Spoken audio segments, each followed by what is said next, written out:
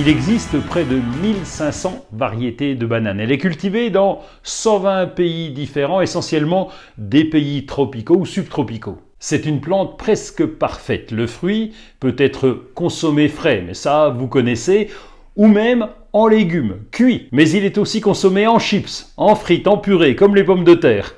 On le retrouve aussi en confiture, en alcool, en vin et en bière. Mais la plante est utilisable en fibres textiles pour la construction d'abris ou même la fabrication de couvertures. Bien qu'il s'agisse d'une plante tropicale, on peut quand même la cultiver chez nous en intérieur et à l'extérieur. C'est en particulier le cas de Musa Basjō, avec deux O à la fin.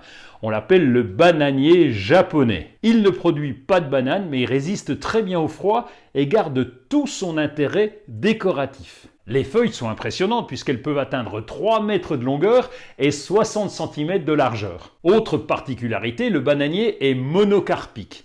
Ça veut dire que la plante meurt après la floraison et donc après la production de fruits. Après avoir donné un régime de bananes, il faudra donc couper la plante et laisser se développer les rejets et ainsi de suite. Rassurez-vous, en France métropolitaine, les régimes de bananes, la fructification, n'est accessible que dans les régions les plus clémentes. Pour les autres, on se contentera de la déco.